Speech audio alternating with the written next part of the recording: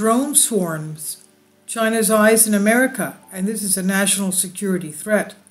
Remember a couple of years back we talked about drones and swarms of drones over U.S. bases, and no one knew where they came from, whose they were.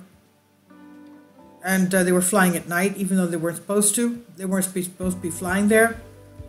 This is by Peter Schweitzer via Epoch Times on Zero Hedge. National security threat, China's eyes in America. Chinese intelligence gathering in the U.S. takes many forms and has different purposes. Most Americans are familiar with some of their means and tactics, but not with how widespread and persistent they are.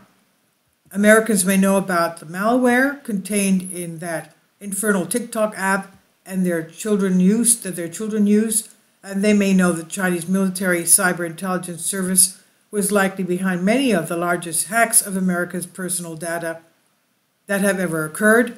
They may know from the news how U.S. defense and intelligence policy have sanctioned Chinese telecom giant Huawei and counseled America's allies to reject Chinese architectured implementations of 5G networking due to evidence that China has planted backdoors in commercial networking equipment designed to allow the communist regime in Beijing to conduct surveillance and cyber espionage anywhere in the world.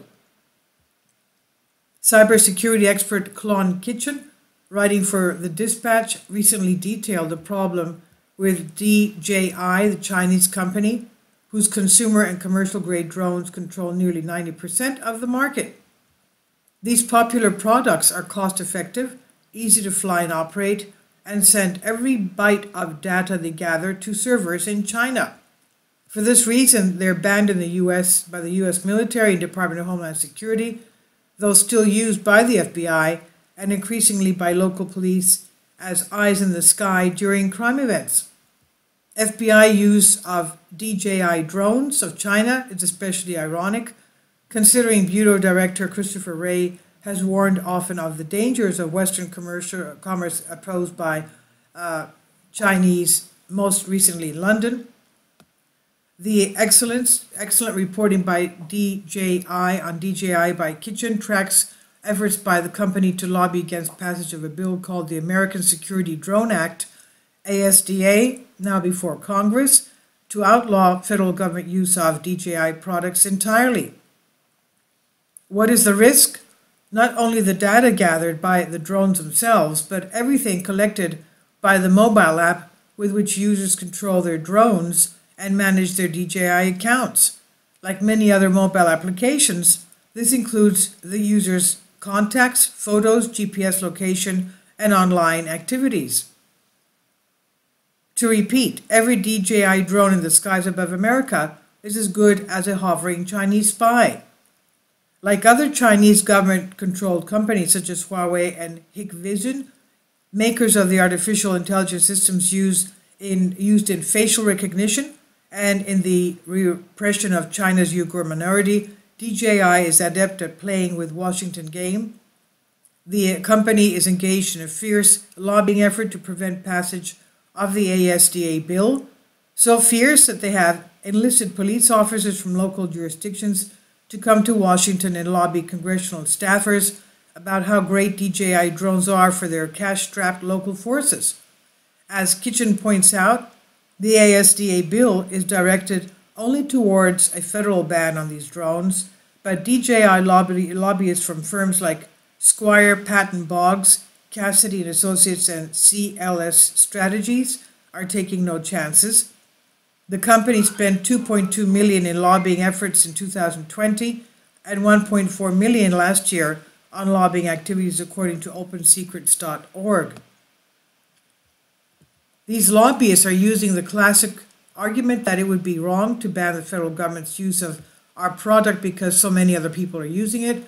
This is doubtless the dilemma currently facing the app stores of Apple and Google regarding the TickTock app, another Chinese product. The TickTock app has been identified by cybersecurity professionals as containing a keystroke logger, and both Apple and Google have been pressured by the Federal Communications Commission to remove it from their app stores. quote, can we really ban something that so many people are happily using, unquote, they must be asking themselves. Therein lies the heart of the Chinese approach. TickTock was a mobile device application that no one was asking for, yet it became an overnight sensation in most Western countries. We really must acknowledge and grudgingly admire the brilliant insight shown by the app's creator company, Chinese government-controlled ByteDance, into the psyche of large numbers of young Western people.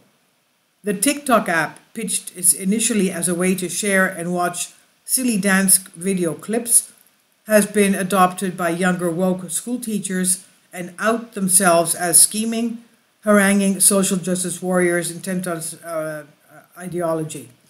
Now, this adds some context to Republican Senator Rob Portman's, Republican from Ohio, exasperation at a Senate hearing about the ASDA legislation, where he said, again, given that what the FBI has told us, what the commercial department has told us, what we know from reports, I can't believe we have to write legislation to force U.S. agencies to ban the use of Chinese-made drones, particularly where the servers are in China, where the Chinese government is a part owner and a supporter of this particular company, end quote.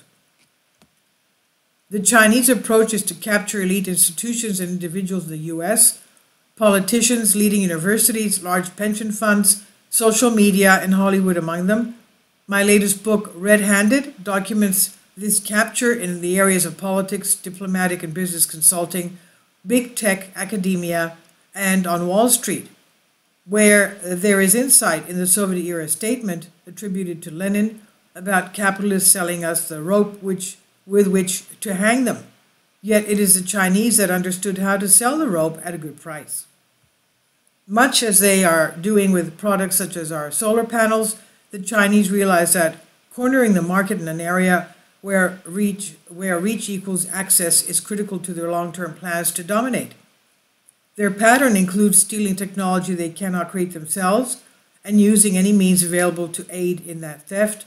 Therefore, every bit of access to information they can scour is of more value to them than the product used to get it. Understanding these patterns is crucial to recognizing that the Chinese do this to their own people as well. As Gordon Chang's recent piece from the Gatestone Institute discusses, the Chinese Communist Party maintains tight control of Chinese people overseas through many different forms of what we may badly call blackmail. The many stories of intimidation of Chinese students and academics in the U.S. who speak up about human rights abuses by China or in support for democracy in Hong Kong and Taiwanese independence all demonstrate this. Universities have put up with this in exchange for foreign funds for decades. They are only recently being confronted by the costs of this indulgence. For example, the former chairman of Harvard University's Chemistry and Chemical Biology Department was convicted by a federal jury for lying to federal authorities about his affiliation with the People's Republic of China's Thousand Talents program and the Wuhan University of Technology, WUT, in Wuhan, China, as well as failing to report income he received from WUT. The Wilson Center, a bipartisan think tank in Washington, reported in 2017 that a small community of PRC students and diplomats have engaged in intimidation tactics ranging from intelligence gathering to financial retaliation. A preliminary study of PCR, political influence, and interference activities in American higher education examines PCR influence in American universities. It was just those sorts of concerns that led the Trump administration to create the China Initiative, quote unquote, within the Justice Department in 2018. This effort generated plenty of convictions of Chinese nationals in the U.S. for technology theft and other forms of industrial espionage.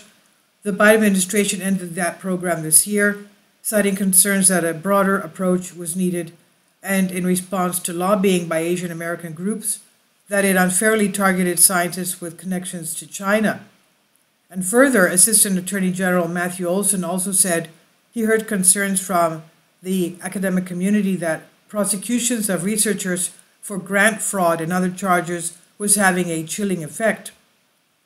Be that as it may, China's strategy has for years hinged on infiltration by some Chinese scientists and researchers working abroad in the US and other Western nations, with threats against their Chinese relatives as leverage for them to do so. This will remain a counterintelligence problem regardless of what the effort to expose it is called. It's all part of the pattern. Call it sabotage by remote control. And this is on Zero Hedge by Peter Schweitzer via Epoch Times. Please leave your comments. Thank you for your support. Kindly support my Patreon account. The daily posts are 5 videos daily, and they are totally different from what I have on my YouTube channel. Thank you so much for your support and that you find all my content so interesting. You'll find the Patreon account details in the description box below.